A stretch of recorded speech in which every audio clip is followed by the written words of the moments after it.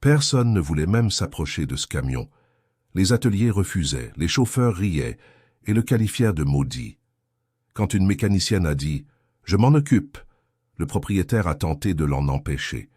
On disait qu'elle allait ruiner sa propre réputation, mais quand elle a pris la route et que quelque chose a commencé à mal tourner en pleine descente, il est devenu évident que ce camion cachait un secret que personne n'avait osé affronter. Mon ami, abonnez-vous à la chaîne pour ne pas manquer cette histoire et laissez un commentaire ci-dessous pour nous dire de quelle région vous nous suivez. Je veux savoir d'où vous nous écoutez. Avez-vous déjà entendu parler de ces véhicules qui traînent une mauvaise réputation? Ce n'est pas seulement une question de vieux modèles ou de kilométrage élevé, non. C'est quelque chose de plus lourd, vous savez. Une histoire qui colle au châssis, qui se transmet de propriétaire en propriétaire, comme si le métal conservait une mémoire. Eh bien, mes chers amis, c'était exactement le cas du Thornton 1418 qui est arrivé ce matin d'août au transport du chêne vert à Montauban, dans le sud de l'Occitanie. Le camion avait 32 ans de service, une peinture bleue déjà un peu passée par le soleil des plateaux du Quercy et traînait derrière lui une réputation qui faisait que même les chauffeurs expérimentés refusaient les trajets. L'histoire a commencé 3 ans plus tôt, quand il roulait encore pour la logistique de la Garonne. 5 chauffeurs différents, des gens sérieux qui connaissaient la route comme leur poche, ont rapporté la même chose. Perte de direction dans les longues descentes. 3 cargaisons ont été endommagées, des dizaines de milliers d'euros de pertes.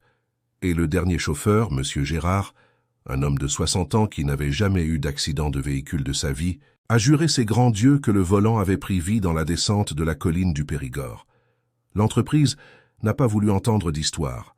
Elle a vendu le Thornton pour un tiers de sa valeur marchande, le donnant presque en cadeau, juste pour se débarrasser du problème. Et quelle chose intéressante, depuis lors, le camion est passé entre les mains de 4 propriétaires différents. 4. Et tous l'ont abandonné, après avoir ressenti cette même instabilité inexplicable qui transformait chaque voyage en un pari trop dangereux. C'est à ce moment-là que Sébastien Morel, propriétaire des transports du Chêne Vert, a vu le camion à une vente aux enchères de véhicules à Toulouse. Le prix était si bas que cela semblait une blague. Sébastien était un homme d'affaires. Il voyait des opportunités là où d'autres ne voyaient que des risques. Il a acheté le Thornton pour presque rien, pensant que n'importe quel bon atelier pourrait résoudre le problème. Après tout, un camion est une machine, n'est-ce pas? Et une machine a une logique des causes et des effets, des solutions. Il a amené le véhicule à Montauban par une chaude après-midi de juillet, remorqué parce que personne ne voulait le conduire. Il a essayé 3 ateliers de la ville.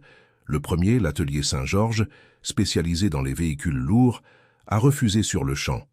Le chef mécanicien, M. Antoine, un homme en combinaison toujours sale de graisse et avec 40 ans d'expérience, a regardé le camion de loin et a secoué la tête.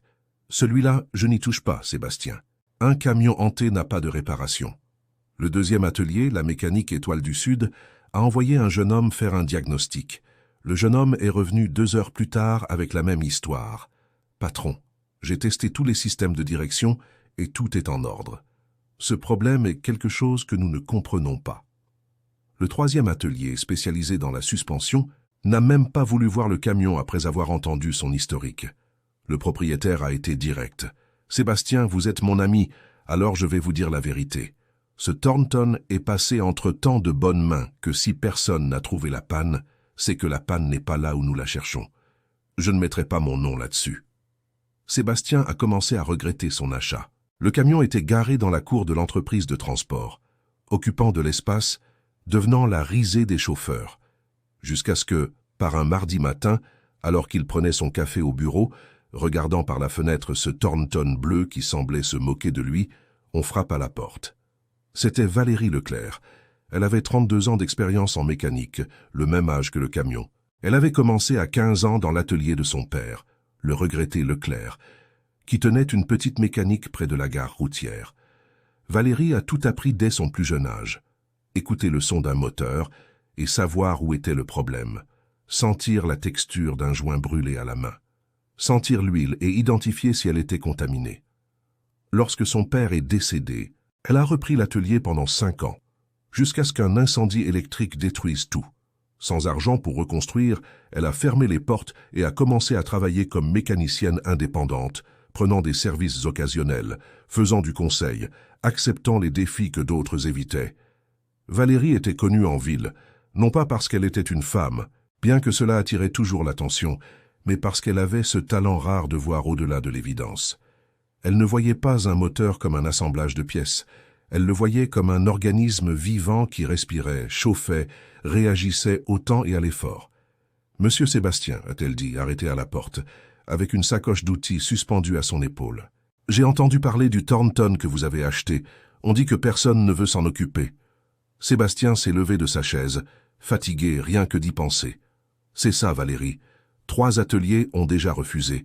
Ils disent donc que c'est un camion ensorcelé, qu'il a un problème que la technique ne résout pas. Je commence à y croire. » Valérie a souri de sa manière calme, comme si elle avait déjà entendu une histoire similaire. « Monsieur Sébastien, je ne crois pas aux camions hantés. Je crois aux problèmes mal diagnostiqués. Laissez-moi jeter un œil. Si je ne trouve rien, vous ne payez rien. Mais si je trouve, nous en discuterons. » Sébastien a hésité. Non pas qu'il doutât de sa capacité. Il connaissait le travail de Valérie, savait qu'elle était bonne, peut-être la meilleure de la région, mais il craignait que l'échec ne ternisse la réputation de sa propre mécanique. Si même les grands ateliers n'avaient pas réussi, comment une indépendante y parviendrait-elle? « Valérie, » a-t-il dit lentement, choisissant ses mots, « je respecte énormément votre travail, mais ce camion est passé entre les mains de beaucoup de gens compétents. Je ne veux pas que vous salissiez votre réputation pour rien. » Elle est entrée dans le bureau, a tiré une chaise et s'est assise devant lui. Ses yeux avaient cette détermination qui n'accepte pas un non. « Monsieur Sébastien, la réputation ne se construit pas en faisant ce qui est facile, elle se construit en résolvant justement ce qui semble impossible. Et s'il y a une chose que j'ai apprise avec mon père, c'est qu'un camion n'est pas hanté. Un camion est honnête. S'il a un problème, le problème est là, attendant quelqu'un qui sache bien chercher. » Sébastien est resté silencieux un instant, puis a acquiescé. « D'accord, vous avez une semaine, vous avez besoin de quelque chose ? J'ai besoin que vous me donniez tous les rapports précédents, chaque réclamation technique enregistrée, chaque tentative de réparation documentée, et j'ai besoin que personne ne vienne me déranger pendant que je travaille. » Le lendemain matin, alors que le soleil était encore bas, chauffant la cour pavée irrégulière de l'entreprise de transport, Valérie a commencé. Le Thornton était à l'arrêt depuis des mois, la peinture bleue décolorée, recouvrant des couches de poussière rouge, des plateaux du Quercy. Les pneus étaient dégonflés, le capot recouvert de cette fine couche de terre que le vent apporte et qui colle à tout. Elle a fait un tour complet autour du camion, juste en observant, sans rien toucher encore. Elle a ouvert la porte de la cabine, et une odeur de moisi s'est élevée. Les sièges en cuir craquelaient par le soleil, le tableau de bord poussiéreux. Elle a mis la clé dans le contact et a tourné. Le moteur MWM 6 cylindres s'est réveillé avec ce grondement grave et puissant, faisant vibrer toute la cabine. Valérie est restée là, juste à écouter, sentant la vibration dans son corps, observant le tableau de bord. Le moteur était en bonne santé, aucun bruit étrange, aucune vibration anormale. Elle est descendue et a ouvert le capot. La chaleur du moteur commençait à monter, apportant cette odeur caractéristique d'huile chaude mélangée au métal. Elle a vérifié le niveau des fluides, observé les tuyaux, touché chaque composant. Tout semblait normal. Elle a ensuite pris le dossier de documents que Sébastien avait préparé, s'est assise à l'ombre d'un arbre dans la cour et a commencé à lire page par page, chaque rapport d'entretien, chaque réclamation enregistrée par les chauffeurs précédents. Et c'est là, dans ce silence de la lecture, que Valérie a commencé à percevoir un schéma que personne n'avait vu auparavant. Ce que Valérie lisait dans ce dossier n'était pas seulement des rapports techniques froids, c'étaient des histoires de frustration, de gens compétents qui avaient essayé et échoué, de chauffeurs effrayés, de mécaniciens abandonnants, mais il y avait quelque chose de caché entre les lignes qui a commencé à lui sauter aux yeux, comme une lumière clignotante sur le tableau de bord. Le premier rapport était celui du chauffeur Gérard, ce monsieur de 60 ans qui avait juré que le volant avait pris vie dans la colline du Périgord.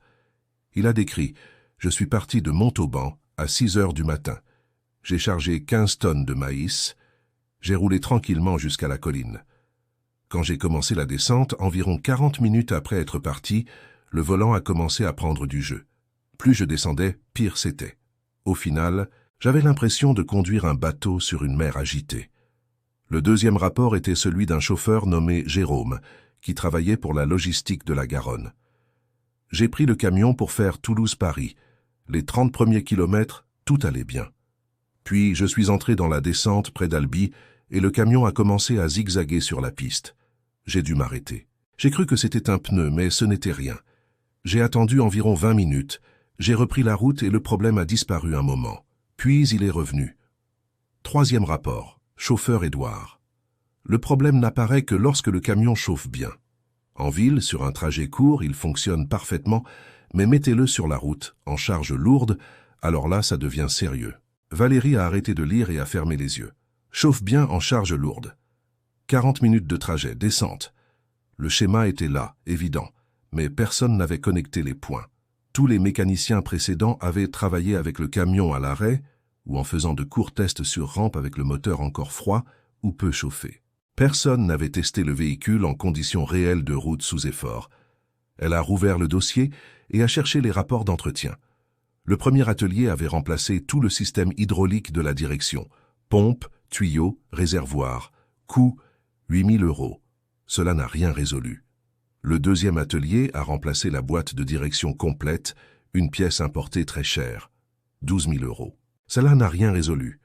Le troisième a touché au rotule de direction, au bras de suspension, au pivot, au cil en bloc des bras. Plus 6 000 €. Rien. Plus de 26 000 € jetés par les fenêtres, parce que tout le monde cherchait au mauvais endroit. Il traitait les symptômes, pas la cause. Et la cause, Valérie commençait à suspecter. Elle n'était pas dans les composants évidents de la direction. Elle était quelque part qui ne se révélait que lorsque le camion travaillait réellement, quand la chaleur prenait le dessus sur tout, quand le métal se dilatait, quand elle s'est levée d'un bond. Chaleur, dilatation, bien sûr. Elle est retournée vers le Thornton et est montée de nouveau dans la cabine. Elle a démarré le moteur et l'a laissé tourner, observant le tableau de bord de température. Elle a attendu 15 minutes jusqu'à ce que le moteur atteigne sa température de fonctionnement idéale. Puis elle a commencé à tester la direction là, dans la cour. Elle a fait des virages larges, serrés, des manœuvres brusques. Tout fonctionnait parfaitement. La direction répondait fermement, sans aucun jeu. Elle a coupé le moteur et s'est glissée sous le camion, s'allongeant sur le sol chaud de la cour avec une lampe de poche à la main. Elle a commencé à suivre visuellement tout le système de direction. Colonne, boîtier, rotule, articulation, tout semblait en place. Mais elle ne cherchait pas des pièces cassées. Elle cherchait quelque chose de plus subtil, quelque chose qui ne se manifestait que sous des conditions spécifiques. Elle a passé le reste de la matinée à faire de courts tests dans la ville de Montauban. Elle a monté et descendu l'avenue principale 3 fois, testant les freins, la direction, la suspension, rien. Le Thornton se comportait comme un camion parfaitement réglé. C'est là qu'elle a réalisé que le problème n'apparaîtrait pas sur des trajets de 5-10 minutes. Il fallait du temps, un roulage continu, une chaleur accumulée. À l'heure du déjeuner, elle est retournée au bureau de Sébastien. J'ai besoin de faire un essai routier. Je veux emmener le camion sur la D206, ce tronçon de colline avec 8 km de descente. C'est le seul moyen de reproduire le problème que les chauffeurs ont signalé. Sébastien était en train de manger sa gamelle à son bureau et a failli s'étouffer. « Valérie, vous allez seule sur une route avec un camion qui a des antécédents de perte de direction ?»« Je n'y vais pas seule, a-t-elle répondu. Vous venez avec moi. J'ai besoin d'un témoin et de quelqu'un qui connaisse l'historique du véhicule pour confirmer si ce que je ressens est le même problème. » Sébastien n'était pas un homme d'une grande bravoure pour ces choses-là, mais il n'était pas non plus du genre à refuser un défi quand il s'agissait de sa propre entreprise. Il a posé sa fourchette, s'est essuyé la bouche avec une serviette et s'est levé. « Allons-y tout de suite. »« Tout de suite, » a confirmé Valérie. Une demi-heure plus tard, ils étaient tous les deux dans la cabine du Thornton, quittant Montauban en direction de la départementale 206. Valérie au volant, Sébastien sur le siège passager, tendu, agrippé à la poignée de maintien, comme si cela allait lui sauver la vie. Le camion était vide, sans charge, mais il pesait quand même ses 7 tonnes de tard. Les 20 premières minutes ont été absolument tranquilles. Le moteur ronronnait fermement, la direction répondait avec précision, les vitesses s'enclenchaient doucement. Sébastien a commencé à se détendre un peu. « Vous voyez, Valérie ? Ce camion n'a rien, c'est une légende. » Elle n'a pas répondu. Elle était concentrée, attentive à chaque détail, chaque vibration, chaque son. Le compteur partiel indiquait 32 km parcourus. La température du moteur était dans la plage idéale, entre 80 et 90 degrés. Tout était normal. C'est à ce moment qu'ils sont entrés dans le tronçon de colline de la D206. La route commençait à descendre en courbe douce, rien de très prononcé, mais c'était une longue descente continue, 8 km de pente constante qui exigeait de l'attention et un usage fréquent du frein moteur. Valérie a enclenché une vitesse réduite pour ne pas forcer les freins et a commencé la descente. 35 minutes de trajet, c'est là qu'elle a ressenti pour la première fois. C'était subtil, très subtil, comme si le volant avait gagné un tout petit peu plus de jeu libre. Rien d'éclatant, rien qui fasse dévier le camion de sa trajectoire, mais un très léger jeu qui n'était pas là avant. Elle a testé, tournant légèrement le volant d'un côté et de l'autre. Le jeu était là. « Sébastien, vous sentez quelque chose de différent ?» a-t-elle demandé, gardant sa voix calme. Lui, qui était distrait à regarder le paysage des plateaux par la fenêtre, est devenu attentif. Sentir quoi? La direction est différente. Sébastien a prêté attention au mouvement du camion. Ce n'était pas encore évident pour lui, mais il commençait à percevoir que Valérie faisait des micro-corrections de trajectoire plus fréquemment. 40 minutes de trajet. Le jeu a augmenté, maintenant c'était plus perceptible. Valérie devait corriger la trajectoire constamment, et le camion semblait zigzaguer légèrement sur la piste, comme s'il était sur un coussin d'air instable. Ce n'était pas une perte totale de contrôle, ce n'était rien de catastrophique, mais c'était exactement le type d'instabilité qui causait la panique chez un chauffeur expérimenté, surtout en descente et chargé. « Maintenant, je le sens », a dit Sébastien, et sa voix avait un filet de nervosité. « C'est ça, c'est exactement ce que les chauffeurs ont rapporté. Le camion devient mou. » Valérie n'a pas répondu. Elle était totalement concentrée, contrôlant le véhicule avec fermeté, mais sentant qu'à chaque minute, la direction devenait plus lâche. Elle a regardé le compteur, 43 minutes, a regardé le tableau de bord de température, 95 degrés, un peu au-dessus de la normale, à cause de la descente prolongée et de l'effort du frein moteur. Elle a pris la décision, a commencé à réduire encore plus la vitesse, enclenchant des vitesses de plus en plus petites, jusqu'à ce qu'elle réussisse à arrêter le camion sur un large accotement de la colline. Elle a coupé le moteur immédiatement, a serré le frein à main et est descendue de la cabine avant même que Sébastien ne réalise ce qui se passait. L'odeur l'a frappée dès qu'elle a posé le pied par terre. Huile chaude, caoutchouc chauffé, métal surchauffé. C'était l'odeur d'un camion qui avait travaillé dur, qui avait roulé sous l'effort, qui avait chauffé chaque composant jusqu'à la limite. Elle est allée directement sous la cabine, là où se trouvait la colonne de direction, s'accroupissant et glissant sa tête sous le châssis, avant même de prendre le moindre outil. Et c'est en touchant le carter métallique de la colonne de direction que Valérie a failli crier de douleur. Elle s'est brûlé la main. Le carter était brûlant, si chaud qu'il était impossible d'y laisser la main plus d'une seconde. Elle s'est éloignée, a pris un chiffon épais de sa sacoche d'outils et est revenue, protégeant sa main. Elle a touché de nouveau, sentant à travers le chiffon la chaleur absurde qui en émanait. Sébastien était descendu aussi et était à côté d'elle, curieux. « Qu'est-ce qu'il y a ?»« La chaleur, » a-t-elle répondu, encore en train de digérer sa découverte. « Trop de chaleur. » Elle a pris une clé plate et a commencé à démonter les protections thermiques qui couvraient une partie de la colonne de direction. C'était de fines tôles métalliques, un peu rouillées, qui devaient protéger les composants de la chaleur du moteur.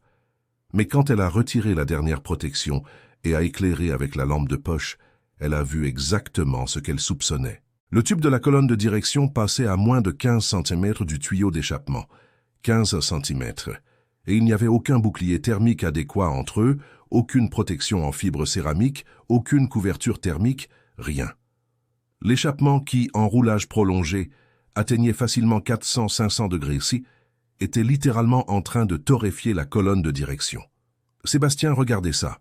Elle l'a appelé pointant avec la lampe de poche. Il s'est accroupi aussi, essayant de comprendre. Ce que je vois? Le problème. La colonne de direction passe trop près de l'échappement. Quand le camion roule longtemps, quand le moteur travaille dur, la chaleur de l'échappement dilate l'arbre interne de la colonne. Avec la dilatation, Le jeu entre le pignon et la crémaillère du boîtier de direction augmente. Plus il fait chaud, plus le jeu est grand, plus l'instabilité est grande. C'est aussi simple que ça. C'est de la physique de base, le métal chaud se dilate. Sébastien est resté silencieux, assimilant l'information. Puis il a posé la question qui le taraudait. Mais comment 5 ateliers différents n'ont pas vu ça? Valérie s'est levée, essuyant la graisse de ses mains sur le chiffon. Parce qu'aucun d'eux n'a testé le camion en conditions réelles.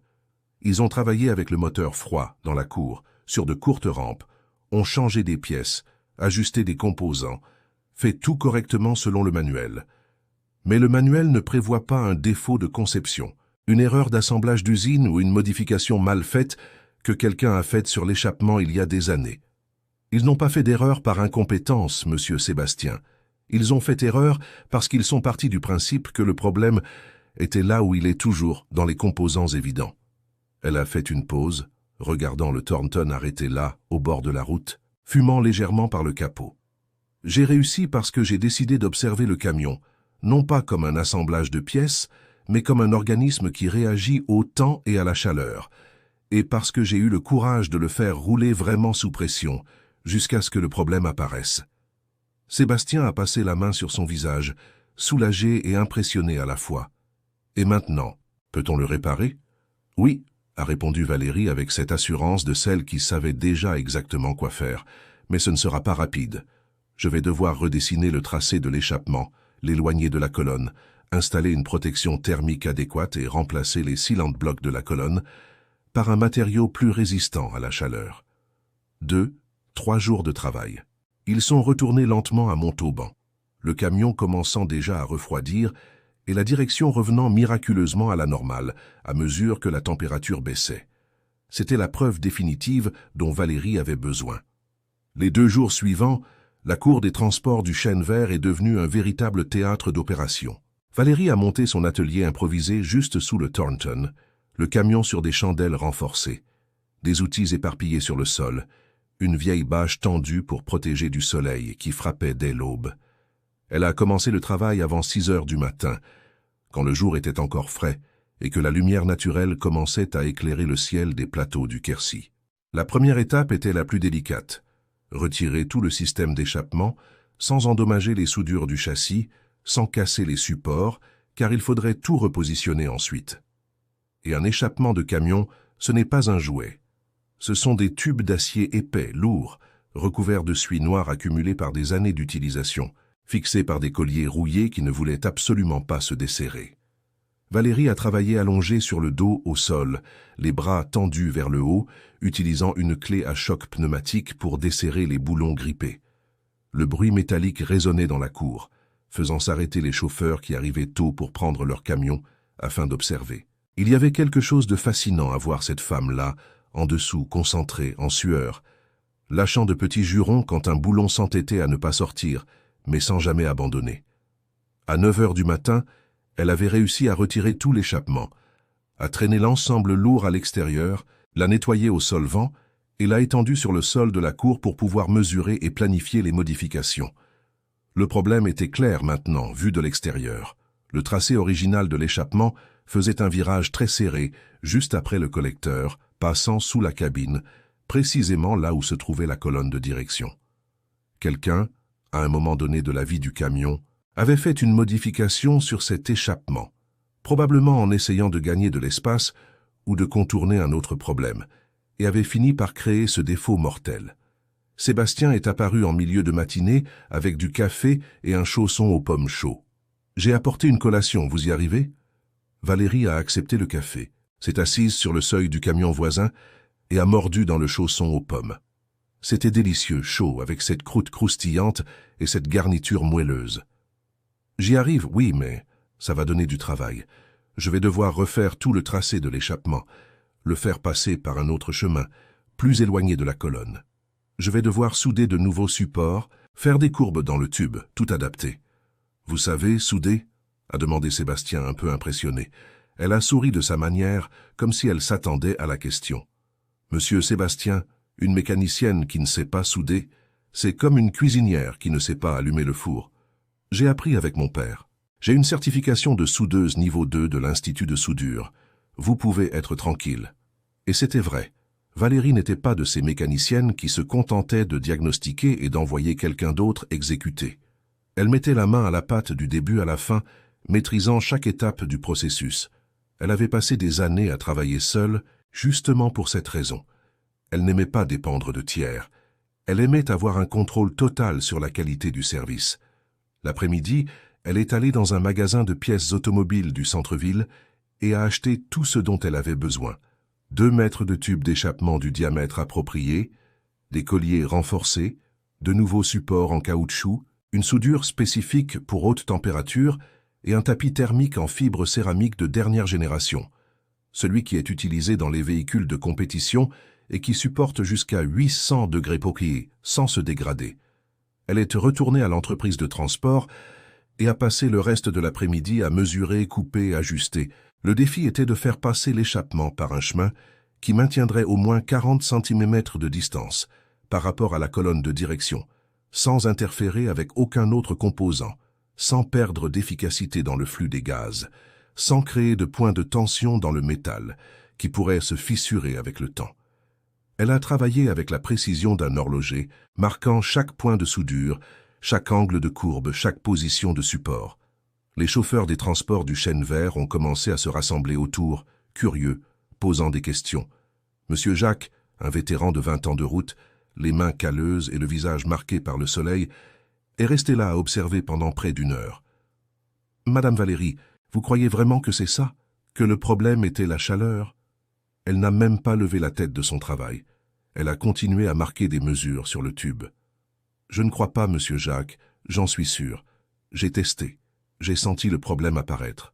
J'ai mesuré la température. J'ai confirmé. Ce n'est pas une supposition. C'est un diagnostic basé sur des preuves. »« C'est comment tant de bons ateliers n'ont pas vu ça ?» a demandé un autre chauffeur. Valérie s'est arrêtée, puis a essuyé la sueur de son front avec son bras et a regardé la foule qui s'était formée là. Parce qu'ils ont fait ce que tout le monde fait. Ils ont suivi le protocole standard. Problème de direction, on change la pompe hydraulique, on change le boîtier de direction, on ajuste les rotules. C'est ce qu'il faut faire, c'est ce qui est dans le manuel. Sauf que parfois le problème n'est pas dans le manuel. Parfois le problème est une chose simple, une chose qui n'apparaît que dans des conditions spécifiques. Et si vous ne testez pas dans cette condition, vous ne le trouverez jamais. Le deuxième jour, Valérie a commencé à souder. Et, mes amis, quel beau travail!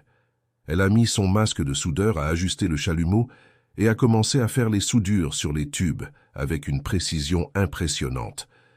Les cordons de soudure étaient parfaits, uniformes, sans éclaboussures, sans défaut. Chaque support était fixé au châssis avec le soin de celle qui sait que des gaz à des centaines de degrés de température y passent et que toute erreur peut être fatale. L'odeur de métal en fusion emplissait la cour, cette odeur caractéristique de soudure mélangée à la fumée et qui imprègne les vêtements. Les étincelles jaillissaient de tous les côtés, éclairant l'espace sous le camion, comme un spectacle de feux d'artifice. Valérie travaillait à son rythme, sans hâte, mais sans pause, vérifiant chaque point 2-3 fois avant de le considérer comme terminé. Quand elle a finalement terminé de repositionner tout le système d'échappement, c'était déjà le milieu de l'après-midi du 2e jour.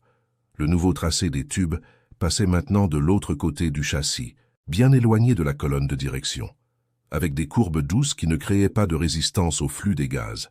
Elle avait installé 3 nouveaux supports en caoutchouc qui absorbaient les vibrations et permettaient la dilatation naturelle du métal avec la chaleur, mais elle n'avait pas encore terminé. Il manquait la partie la plus importante, la protection thermique. Valérie a pris le tapis de fibre céramique qu'elle avait acheté et a commencé à envelopper toute la région de la colonne de direction, créant une double barrière entre la chaleur résiduelle du moteur et les composants sensibles. Elle a tout fixé avec des colliers spéciaux en acier inoxydable qui ne s'oxydent pas et ne se desserrent pas avec le temps. Enfin, est venu le remplacement des cylinder blocks. Les cylinder blocks originaux de la colonne de direction étaient en nylon, un matériau qui fonctionne bien dans des conditions normales, mais qui ramollit et se déforme lorsqu'il est exposé à une chaleur excessive. Valérie avait commandé des cylinder blocks en bronze graphite, un matériau utilisé dans les applications industrielles lourdes, qui conserve ses propriétés mécaniques, même à des températures très élevées. Le remplacement des cylinder blocks a nécessité le démontage d'une partie de la colonne de direction, un travail délicat qui exigeait une attention totale. Elle a travaillé seule, en silence, avec cette concentration profonde de celle qui sait qu'une erreur ici peut compromettre tout le reste. Elle a retiré les anciens cylinder blocs qui montraient réellement des signes de déformation thermique lorsqu'ils étaient observés de près. Elle a nettoyé chaque surface de contact avec une brosse métallique et du solvant et a installé les nouveaux cylinder blocs avec une légère couche de graisse spéciale haute température. Quand elle a terminé, il était déjà plus de 17 heures. Valérie était épuisée, sale de la tête aux pieds, avec de la graisse noire sous les ongles et des taches de soudure sur sa combinaison, mais elle avait un sourire discret sur le visage. Ce sourire de celle qui sait qu'elle a fait du bon travail. Elle a appelé Sébastien. « J'ai fini. Maintenant, il faut tester. » Cette fois, Sébastien n'a pas hésité. Il est monté dans la cabine avec elle, et les deux sont repartis en direction de la D26, vers le même tronçon de colline où ils avaient senti le problème 2 jours auparavant. Plusieurs chauffeurs de l'entreprise de transport sont restés dans la cour, attendant le résultat, comme s'il s'agissait d'une finale de championnat. La différence s'est fait sentir dès le début. Le Thornton était différent. Le ronronnement du moteur était plus propre, plus libre, comme si tout le véhicule avait été débloqué. Valérie a roulé sur les mêmes trajets qu'avant, a passé les mêmes 40 minutes qui avaient été critiques lors du premier test. Rien. La direction restait ferme, précise, sans aucun jeu. Ils sont entrés dans le tronçon de colline et ont descendu les 8 kilomètres entiers en utilisant le frein moteur, sollicitant le véhicule, le faisant travailler. Ils sont arrivés au pied de la colline, et Valérie n'avait pas senti le moindre millimètre de jeu dans le volant. C'était comme conduire un camion neuf, avec tout réglé, tout répondant parfaitement. « Et alors, Sébastien ?» a-t-elle demandé, presque incrédule. « Résolu » a répondu Valérie, et pour la première fois en 2 jours, elle a détendu ses épaules. Ils ont fait le trajet de retour, plus d'1 heure de route testant en montée, descente, virage serré. Le camion s'est comporté impeccablement du début à la fin. Quand ils sont rentrés au transport du Chêne Vert, il faisait déjà nuit, mais tout le monde était encore là à attendre. Quand ils ont vu Valérie descendre de la cabine, avec ce sourire aux lèvres, la foule a applaudi. Sébastien est descendu aussi, a passé la main sur le capot du Thornton et a regardé le camion comme s'il voyait une résurrection. « Valérie, je vais être franc avec vous. Quand vous avez demandé d'essayer, je ne croyais pas que ça marcherait. Je pensais que vous alliez vous casser la figure comme les autres. Je suis désolé d'avoir douté. » Elle a essuyé ses mains sur un chiffon et a répondu avec cette simplicité de celle qui n'a rien à prouver. « Pas besoin de vous excuser, monsieur Sébastien. Vous aviez raison de douter. Ce camion avait vaincu beaucoup de gens compétents. Mais je ne suis pas venu ici pour prouver quoi que ce soit à qui que ce soit. Je suis venu pour résoudre un problème et je l'ai résolu. » Jacques, le chauffeur vétéran qui avait observé le travail, s'est approché. « Madame Valérie, je veux être le premier à tester ce camion en vrai, avec une charge sur la route. Laissez-moi faire le premier voyage. » Valérie a regardé Sébastien, qui a acquiescé. « C'est bon. Demain matin, chargez 15 tonnes de soja et partez pour Toulouse. Si quoi que ce soit, vous appelez. » Le lendemain matin, la cour des transports du Chêne Vert était animée dès l'aube. Monsieur Jacques est arrivé avant 6 heures, impatient comme un enfant la veille de Noël, vérifiant chaque détail du Thornton qui brillait maintenant sous la faible lumière de l'aube. Valérie avait passé une partie de la nuit précédente à nettoyer le camion, lavant la carrosserie, enlevant cette couche de poussière rouge qui donnait au véhicule l'air abandonné. Le bleu de la peinture, même passé par le temps, est réapparu avec dignité. La cargaison était déjà prête. 15 tonnes de soja en sac de 60 kilos chacun. Production d'une ferme près de Montauban, à destination du centre logistique de Toulouse.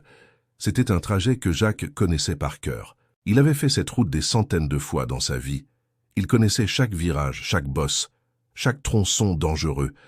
Mais cette fois, c'était différent.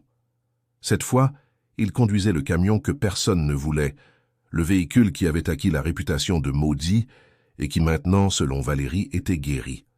Pendant que l'équipe de chargement empilait les sacs sur la carrosserie, attachant le tout avec ses bâches bleues renforcées, Valérie a fait une dernière inspection. Elle a passé sa main sur la protection thermique qu'elle avait installée, a vérifié chaque point de soudure de l'échappement, a testé le jeu de la direction, tournant le volant avec le moteur coupé. Tout est parfait, monsieur Jacques. Elle l'a appelé et le chauffeur s'est approché. Le camion est prêt, mais j'ai besoin que vous me fassiez une faveur. Si vous sentez quelque chose d'étrange, la moindre petite chose anormale, arrêtez-vous et appelez-moi tout de suite. Je ne veux pas prendre de risques. Jacques a acquiescé sérieusement. Vous pouvez compter sur moi, Madame Valérie. Je serai attentif, mais j'ai un bon pressentiment. Ce camion est différent. Ça se sent. À 7 heures précises, le soleil se levant déjà fort à l'horizon des plateaux, Jacques a démarré le moteur du Thornton. Le ronronnement était propre, puissant, sain. Il a enclenché la première vitesse, a salué la foule qui s'était réunie pour voir le départ et a quitté lentement la cour, chargée en direction de l'autoroute. Valérie est restée là, regardant le camion disparaître dans le virage de l'avenue, avec ce mélange de confiance et d'appréhension que tout professionnel ressent quand il met son travail à l'épreuve dans le monde réel. Sébastien est arrivé à côté d'elle. Nerveuse? Un peu, a-t-elle admis, non pas à cause de la réparation. Je sais que j'ai fait ce qu'il fallait, mais il y a toujours cette boule au ventre. Vous savez, c'est beaucoup de responsabilités. Les heures suivantes ont passé lentement. Valérie a essayé de s'occuper, organisant les outils, nettoyant l'espace qu'elle avait utilisé, mais son esprit était sur la route avec Jacques. Chaque fois que son téléphone sonnait, son cœur s'accélérait, mais ce n'étaient que des appels normaux, des devis, des questions d'autres clients. Midi est passé, puis 13 heures, 14 heures. Le trajet jusqu'à Toulouse prenait environ 3 heures dans des conditions normales.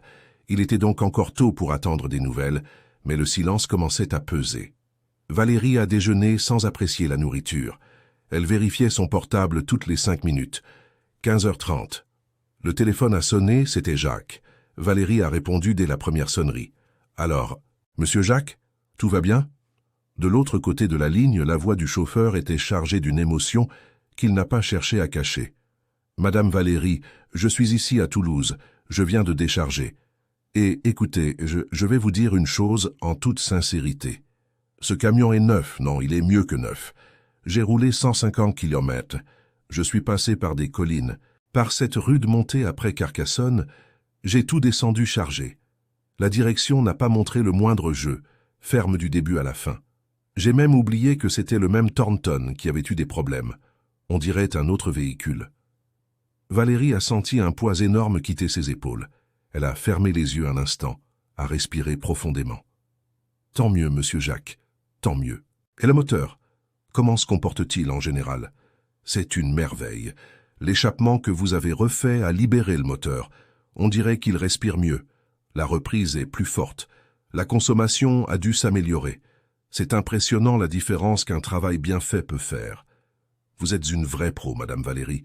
Ce n'est pas pour rien que votre père était fier de vous. » Elle est remerciée, a pris congé et a raccroché. Elle est restée là un moment, seule dans la cour, laissant l'émotion monter.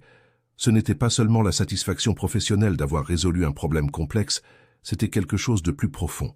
Le sentiment d'avoir rendu sa dignité à un véhicule dont tous avaient désespéré, d'avoir prouvé que le savoir et le dévouement vainquent toute mauvaise réputation, toute superstition, toute incrédulité. Sébastien est arrivé en courant du bureau. Et alors? Il a appelé, tout s'est bien passé? Le camion est parfait. Le propriétaire de l'entreprise de transport a fait un geste de victoire, célébrant. Je le savais. Je savais que vous alliez y arriver. Valérie, vous n'imaginez pas ce que cela signifie pour moi. Ce Thornton était un poids mort, de l'argent jeté par les fenêtres. Maintenant, il redevient un actif, il retourne travailler, il rapporte des bénéfices. Mais l'histoire ne s'est pas arrêtée là, car les bonnes nouvelles se répandent vite, surtout dans les petites villes, où tout le monde connaît tout le monde. Le même après-midi, le mécanicien de l'atelier Saint-Georges, Monsieur Antoine, celui qui avait refusé le service, est apparu au transport du chêne vert. Il est venu la queue basse, voulant voir de ses propres yeux ce que Valérie avait fait. « Mademoiselle » a-t-il dit, enlevant sa vieille casquette devant elle en signe de respect. « Je suis venu ici pour m'excuser. Quand Sébastien m'a cherché, j'ai refusé le service parce que je pensais qu'il n'y avait pas de solution. Maintenant, je sais que vous avez résolu le problème. Comment avez-vous fait ?» Valérie ne gardait pas de rancune. Elle a expliqué le problème, a montré les modifications qu'elle avait faites, a détaillé le processus de diagnostic. Antoine écoutait attentivement, secouant la tête, impressionné. La chaleur de l'échappement qui dilate la colonne de direction. Oh là là, je n'y avais jamais pensé. Et pourtant, j'ai 40 ans d'atelier. On apprend tous les jours, n'est-ce pas? Oui, on apprend tous les jours, a confirmé Valérie. Et il n'y a aucune honte à ne pas savoir quelque chose. La honte est de ne pas essayer d'apprendre. La semaine suivante, le Thornton a fait 3 autres voyages. Montauban-Paris, Montauban-Bordeaux et Montauban-Marseille. Toujours chargé, toujours roulant sous effort, toujours affrontant des collines, des montées, des descentes, et toujours se comportant parfaitement. Jacques est devenu le chauffeur officiel du véhicule et a commencé à raconter l'histoire un peu partout, dans les stations-service, les aires de repos, les bars de bord de route où les chauffeurs se retrouvent. Ce Thornton qui était maudit roule à merveille. Valérie, cette mécanicienne de Montauban, a découvert le problème. La bête avait l'échappement qui passait près de la direction, chauffait tout et créait du jeu. Elle a tout refait, mis une protection thermique, changé les cylindres blocs. Maintenant, il est mieux que neuf. L'histoire est devenue une légende de la route. Et avec une légende de la route vient la clientèle. 3 mois après la réparation, les transports du Chêne Vert avaient un emploi du temps plein de services qui venaient par le nom de Valérie. Des entreprises de transport d'Occitanie, de Nouvelle-Aquitaine, d'Auvergne-Rhône-Alpes, toutes voulaient du conseil technique, des diagnostics difficiles, des problèmes que d'autres ateliers ne pouvaient pas résoudre. Sébastien n'était pas bête. Il voyait là une opportunité à ne pas manquer. Un vendredi après-midi, il a appelé Valérie à son bureau, lui a servi un café et est allé droit au but. « Valérie, j'ai une proposition pour vous. Je veux que vous deveniez associé de l'entreprise de transport. Pas besoin d'apporter de l'argent, apportez juste votre savoir-faire technique. Je m'occupe de la partie administrative et commerciale. Vous vous occupez de l'atelier. Nous partageons les bénéfices. Ça vous dit ?» Valérie a pris la tasse de café, a bu une gorgée, a réfléchi un instant. L'association, c'était un engagement sérieux. C'était une responsabilité partagée. C'était renoncer à une partie de son autonomie, mais c'était aussi l'opportunité de grandir, d'avoir une structure, de faire un travail plus important. « J'accepte, a-t-elle répondu, mais à une condition. »« Laquelle ?» a demandé Sébastien, curieux. « Que nous ne refusions jamais, mais vraiment jamais, un travail parce que nous pensons qu'il est impossible. Si quelqu'un arrive ici avec un problème qui semble insoluble, nous essayons. Même si nous échouons, nous essayons, car c'est en essayant l'impossible que nous sommes arrivés jusqu'ici. » Sébastien lui a tendu la main. Les deux se sont serrés la main, scellant un partenariat qui allait bien au-delà des papiers et des contrats. C'était un partenariat basé sur le respect mutuel, sur des valeurs partagées, sur le courage d'affronter les défis. Et le Thornton? Ah, le Thornton est devenu une publicité ambulante pour l'atelier. Sébastien a fait repeindre le camion, un bleu éclatant, et a fait imprimer sur la carrosserie en lettres capitales « Transport du Chêne Vert, atelier spécialisé. Les problèmes impossibles sont notre spécialité. » En dessous, en lettres plus petites, mais toujours visibles, « Mécanique Valérie Leclerc. Diagnostics techniques avancés. » Chaque fois que le Thornton passait sur la route, d'autres chauffeurs klaxonnaient, saluaient, montrèrent du doigt. C'était le camion qui avait ressuscité, le véhicule qui avait prouvé qu'il n'existe pas de machines maudites, seulement des machines mal diagnostiquées. Quelque temps après le jour où Valérie a réparé le Thornton, l'entreprise de transport du Chêne Vert s'était transformée en quelque chose de bien plus grand qu'une simple entreprise de fret. La cour, qui abritait auparavant seulement 8 camions, comptait maintenant 15 véhicules, un atelier couvert avec de nouveaux équipements et une liste d'attente de clients venus des départements voisins, juste pour consulter Valérie sur des problèmes que personne d'autre ne parvenait à résoudre. Mais ce qui a vraiment changé n'a pas été la taille de l'entreprise, c'est ce qui s'est passé avec les gens autour.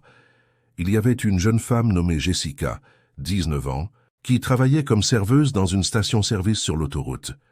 Elle voyait le Thornton passer toutes les semaines, voyait cette phrase écrite sur la carrosserie à propos des problèmes impossibles, et un jour, elle a eu le courage d'aller voir Valérie. Elle est apparue au transport du Chêne Vert un jeudi après-midi, timide, jouant avec ses mains, avec l'air de celle qui ne sait pas si elle sera bien accueillie. « Madame Valérie, a-t-elle commencé, la voix basse, j'ai toujours aimé bidouiller les moteurs depuis toute petite. Mon père a une vieille moto rangée dans le garage et je passe mon temps à la démonter, à essayer de comprendre comment ça marche. » Mais tout le monde dit que ce n'est pas un truc de femme, que je devrais chercher un emploi de bureau, des choses comme ça. Alors je vous ai vu travailler ici, j'ai vu l'histoire du camion que vous avez réparé, et j'ai pensé, si elle a réussi, pourquoi est-ce que je ne pourrais pas essayer? Valérie avait les mains sales de graisse. Elle venait de changer le filtre à huile d'un camion, mais elle a tout lâché sur le champ. Elle s'est nettoyée les mains sur un chiffon et a regardé Jessica avec cette attention totale qu'elle accordait aux choses importantes. « Jessica, laissez-moi vous dire une chose. Quand j'ai commencé à 15 ans, j'ai aussi entendu que ce n'était pas ma place, qu'un atelier était un environnement d'hommes, que j'allais me salir, que j'allais me blesser, que je ne serais jamais prise au sérieux. Vous savez ce que j'ai fait? J'ai ignoré, j'ai appris, j'ai travaillé, j'ai prouvé par la pratique que la connaissance n'a pas de genre. Un moteur ne sait pas si celui qui le répare est un homme ou une femme. Un moteur sait seulement si la personne comprend ou ne comprend pas. » Les yeux de Jessica ont brillé. « Alors, vous pensez que j'y arriverai? » « Je ne pense pas, j'en suis sûr. Mais je vais vous dire, le chemin n'est pas facile. Vous devrez beaucoup étudier, vous devrez faire vos preuves tous les jours, vous devrez être meilleur que la moyenne, juste pour être considéré comme égal. Mais si vous aimez vraiment ça, si vous sentez cette chose dans votre poitrine quand vous voyez un moteur fonctionner, alors chaque goutte de sueur en vaut la peine. » Jessica est devenue la première apprentie de Valérie. Elle a commencé par aider aux tâches de base, organisant les outils, nettoyant les pièces, observant chaque mouvement. Valérie enseignait avec patience, expliquant non seulement le comment faire, mais le pourquoi faire, montrant que la mécanique n'était pas seulement répéter des procédures apprises par cœur, mais comprendre la logique derrière chaque système. Et ce n'était pas seulement Jessica. Sandrine, 35 ans, mère de 2 enfants, qui avait perdu son emploi dans une usine de vêtements et voulait une nouvelle profession, est apparue. Béatrice, fraîchement diplômée en ingénierie mécanique, qui ne trouvait pas d'emploi parce que toutes les entreprises voulaient embaucher des hommes dans le domaine technique, est apparue. Madame Lise, 52 ans, qui avait toujours eu de la curiosité pour les moteurs, mais n'avait jamais eu la chance d'apprendre, est apparue. Valérie les a toutes accueillies, pas d'un coup parce qu'elle n'avait pas la structure pour cela, mais progressivement avec la croissance de l'atelier. Certaines venaient juste pour suivre un cours de base en entretien automobile qu'elle avait commencé à donner le samedi. D'autres restaient comme aides, apprenant au quotidien, acquérant une expérience réelle d'atelier. Sébastien observait tout cela avec un mélange de fierté et de surprise. Un lundi matin, prenant son café au bureau tout en regardant Valérie enseigner à Jessica comment calibrer les soupapes d'un moteur diesel, il a commenté « Valérie, vous formez toute une génération de mécaniciennes. Dans quelques années, Montauban sera connu pour cela. » Elle a nettoyé ses mains sur sa combinaison et a souri. « Il ne s'agit pas de former des mécaniciennes, monsieur Sébastien. Il s'agit de montrer aux jeunes filles qu'elles peuvent choisir, qu'elles n'ont pas besoin d'accepter ce que les autres disent être une chose de femme ou une chose d'homme. Elles peuvent choisir ce qui fait battre leur cœur plus fort, ce qui apporte une vraie satisfaction. Et si c'est de travailler sur les moteurs, tant mieux. Si c'est autre chose, tant mieux aussi. L'important est de pouvoir choisir. » La réputation des transports du chêne vert a continué de croître. L'affaire du Thornton était devenue une référence nationale dans les forums de mécanique lourde sur Internet, les groupes WhatsApp d'entreprises de transport, les conférences dans les cours techniques. Valérie a été invitée à donner des cours au CFA de Toulouse, partageant non seulement le cas spécifique du camion, mais la méthodologie de diagnostic qu'elle utilisait. Observer le véhicule comme un organisme complet, tester en conditions réelles, ne pas accepter l'évidence sans remettre en question. Le Thornton? Ah, ce camion est devenu presque un membre de la famille. Il continuait de rouler fermement, accumulant les kilomètres, transportant des charges. Jacques est resté le chauffeur officiel du véhicule et a développé une affection presque paternelle pour cette machine. Il le lavait tous les week-ends, faisait les révisions préventives avec Valérie personnellement, en prenait soin comme si c'était le sien. Un après-midi d'octobre, presque 1 an après la réparation, un journaliste de la télévision locale est apparu au transport du chêne vert, voulant faire un reportage sur la mécanicienne qui avait ressuscité le camion maudit. Valérie n'aimait pas beaucoup apparaître. Elle préférait laisser son travail parler de lui-même, mais Sébastien a insisté, disant que ce serait bon pour l'entreprise, pour la ville, pour la cause. Le reportage a été diffusé un vendredi dans le journal régional. Ils ont montré Valérie travaillant, enseignant aux apprentis, expliquant l'affaire du Thornton. Ils ont montré Jacques parlant de la façon dont le camion roulait parfaitement. Ils ont montré Jessica, la première apprentie, faisant maintenant de simples entretiens seuls, disant les larmes aux yeux « Valérie a changé ma vie. Elle m'a montré que je peux être ce que je veux. » L'impact a été immédiat. Le téléphone de l'entreprise de transport a sonné sans arrêt pendant des jours. Plus de jeunes filles voulant apprendre, plus d'entreprises voulant engager du conseil, plus d'entreprises de transport voulant résoudre des problèmes complexes. Mais des critiques sont aussi arrivées. Des gens disant que c'était un coup de pub forcé, que les femmes dans les ateliers étaient une mode passagère, que ça allait vite passer. Valérie n'a pas perdu de temps à répondre aux critiques. Elle a continué à travailler, à continuer à enseigner, à continuer à prouver par la pratique que la compétence n'a rien à voir avec qui vous êtes, mais avec la mesure dans laquelle vous vous dévouez à apprendre. 2 ans après la réparation du Thornton, les transports du Chêne Vert ont inauguré leur propre école technique, petite mais bien équipée, offrant un cours gratuit de mécanique de base, axé sur la formation de professionnels pour le marché des transports. La première promotion comptait 12 élèves, dont 8 femmes. Lors de la simple cérémonie d'ouverture, avec seulement les familles des élèves et quelques partenaires de l'entreprise de transport, Sébastien a demandé à Valérie de dire quelques mots. Elle n'avait pas préparé de discours, ce n'était pas son style, mais elle est montée sur la petite estrade improvisée et a parlé avec son cœur. « Mes amis, je ne suis pas douée avec les beaux mots, alors je vais parler à ma façon. Il y a 2 ans, un camion dont tout le monde avait désespéré est arrivé ici. Un camion qui traînait une mauvaise réputation que personne ne voulait même voir de loin. Je n'ai pas réparé ce camion parce que je suis spécial ou parce que j'en sais plus que les autres. Je l'ai réparé parce que j'ai refusé de croire que quelque chose était impossible. Et ce que j'ai appris avec ce Thornton, c'est que parfois, on abandonne trop vite, on accepte la défaite avant l'heure, on croit à la mauvaise réputation sans chercher la vérité. Ce cours ici ne vise pas à former des mécaniciens, il vise à former des gens qui n'abandonnent pas, qui n'acceptent pas l'impossible, qui ont le courage de regarder le problème différemment. Bienvenue à tous. Et rappelez-vous, un camion maudit n'existe pas. Ce qui existe, c'est un défi qui attend d'être résolu.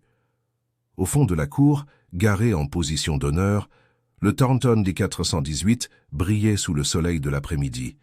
Peinture bleue impeccable, chromes étincelants, moteur ronronnant doucement. Ce n'était plus le camion que personne ne voulait. C'était le camion qui avait enseigné une leçon que tout Montauban n'allait jamais oublier. Et Valérie est retournée à l'atelier juste après le discours. Elle a enfilé sa combinaison déjà usée par tant d'usages, a pris ses outils usés mais fiables, et est allée s'occuper d'un nouveau problème arrivé ce matin-là. Un camion avec une perte de puissance que 3 ateliers avaient déjà examiné sans succès. Car pour elle, peu importait le nombre d'histoires que l'on racontait sur son travail, le nombre de reportages télévisés qui apparaissaient, le nombre de prix qu'elle pouvait recevoir. Ce qui importait, c'était le prochain moteur attendant un diagnostic, la prochaine machine ayant besoin d'attention, le prochain impossible demandant à être résolu. La voilà, les mains sales de graisse noire, l'odeur de diesel dans l'air, le bruit métallique des outils résonnant dans la cour, faisant exactement ce qu'elle aimait faire depuis ses 15 ans, rendre vie à des machines que d'autres avaient abandonnées, prouvant chaque jour que la réputation se construit par un travail honnête, des connaissances solides, et le courage d'affronter ce qui semble impossible. Le Thornton que personne ne voulait revoir était devenu le symbole que toujours, il vaut la peine d'essayer encore une fois.